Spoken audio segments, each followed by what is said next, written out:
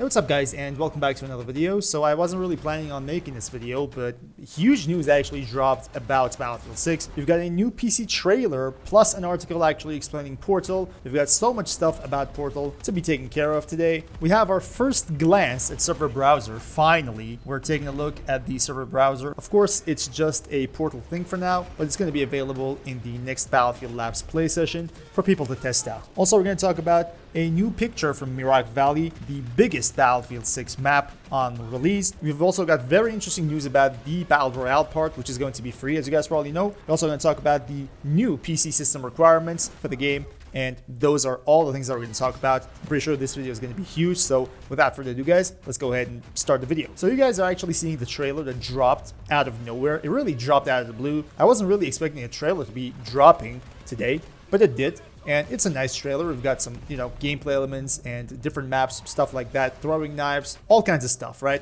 Battlefield trailer team is always great. But as you guys are watching the trailer, I gotta tell you, we've got a new article as well, speaking about the power of PC, which meets the potential of Portal. So Battlefield 6 brings the best PC experience in the history of the franchise, offering the widest array of features and customization options ever supported. So first of all, we have the system requirements for PC. This is really just a lot like the PC requirements for open beta, but now we have the upscaler set on native. So we're talking about native resolution, no upscaling, no DLSS, no FSR, nothing like that, okay? Minimum 1080p 30 FPS on low settings. You're gonna need an RTX 2060 or an RX 5600 XT, or maybe the Intel Arc A380. That's the bare minimum. I'm not gonna talk about the rest of the specs. You can actually see it in the video, but let me tell you one thing. This minimum PC requirement thing is really not accurate, because one of my friends actually has an RTX 2060 and he was playing the open beta, quite frankly, with FPSs above 70, like easily. Low settings, 1080p, 70 to 80 FPS. So saying that the RTX 2060 can only get 30 FPS on 1080p low settings is really not accurate. I'm not really sure how they're gathering all this info on PC specs, but I gotta tell you, it's a bit exaggerated, and things are not as bad as this picture right here actually says it is. Moving on, we've got 4K visuals with uncapped frame rates, create one of the most fluid, high-performance first-person shooter experiences on the market. It's also protected by the Javelin anti-cheat. Our anti-cheat system has unique modifications designed to safeguard against cheats and hacks specific to the FPS space. Javelin has been built from the ground up by a team of veteran engineers and analysts focused on studying cheating problems for each specific game under EA's umbrella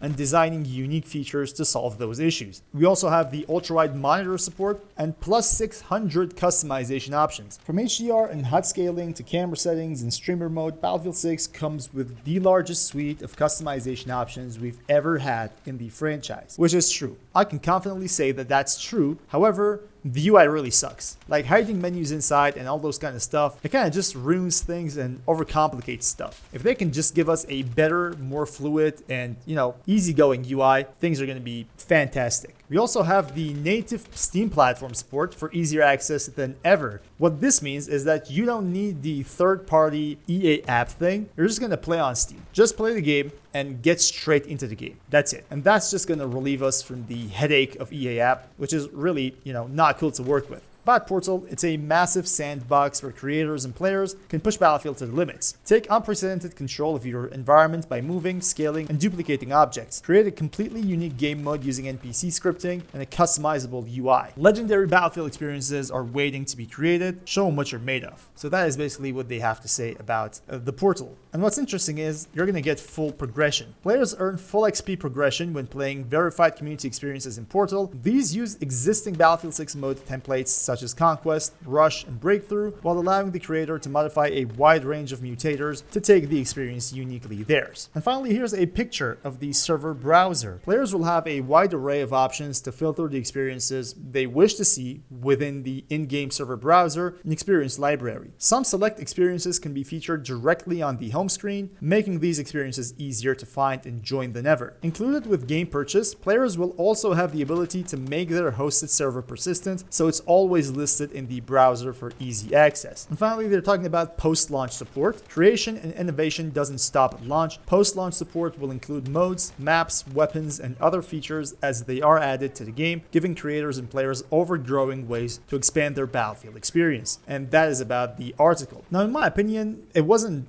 a big deal of an article. They just said what had to be said, support for ultra-wide monitors, DLSS, upscaling, system requirements, all those kind of stuff. In my opinion, the trailer was today's bright side of the thing. So shout out to them, the trailer was great. But now let's take a look at the first picture of Mirak Valley. Now this is said to be the biggest Battlefield 6 map on launch, probably even bigger than Operation Firestorm. And just taking a look at this is very interesting, especially because you have wide areas with no cover, but you also have, tight buildings stacked close to each other. I'm pretty sure it's going to be a perfect balance between infantry and vehicles. Just imagine having your tanks on the fields around the buildings and people are fighting within the buildings. There are probably sites. That apartment, that huge apartment back there, I'm not really sure what that is, but that looks like a site, might be. And generally speaking, the map from this angle looks great. The atmosphere also looks great. Snowy mountains on the side, green fields, it just looks incredible in my opinion. Now let's go ahead and take a look at the new information data mined by Temporyal about the Battle Royale. You guys probably know the Battle Royale is going to be free, so let's take a look at this post and see what Temporyal has to say about this. In Battlefield 6's Battle Royale, strike packages let you call in tools for different situations. For example, you're going to get the Kinetic Strike. It's a prototype orbital firepower, devastating to structures, precise with minimal blast. You also have power weapons, potentially a railgun or minigun. You can find both in the files. Now, it's not going to end there. We have some additional Battle Royale strike packages. We have the Airstrike,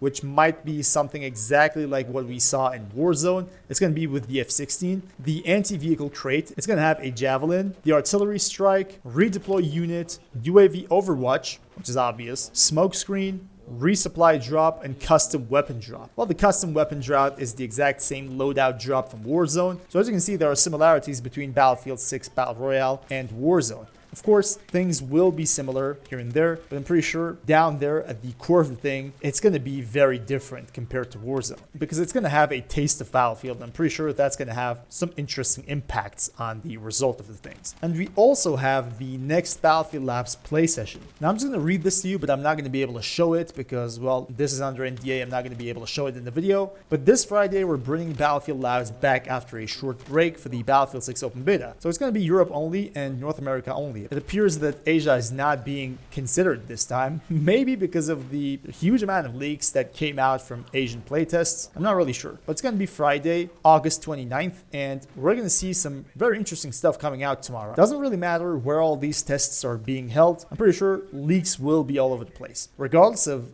the location, leaks are going to be there because it's a new play session after a while. So I hope you guys enjoyed this video and hope this was somewhat informative. You make sure to go down in the comment section, let me know what you think about the trailer, the PC requirements especially. Let me know if your PC is struggling to run this game because mine was, wasn't having a blast actually. It was really struggling to just play the game 1080p low. And I might be in for a little upgrade, honestly. But let me know how your PC is doing and also let me know what you think about the Battle Royale because it's a very exciting topic when you talk about it. A free-to-play Battle Royale with all the drama going on about COD, with Battlefield 6 taking on the lead and all those kind of stuff. It's going to be very interesting to see how these two games are going head to head and what the result is going to be. So thank you all guys for watching and until next time guys, stay cool.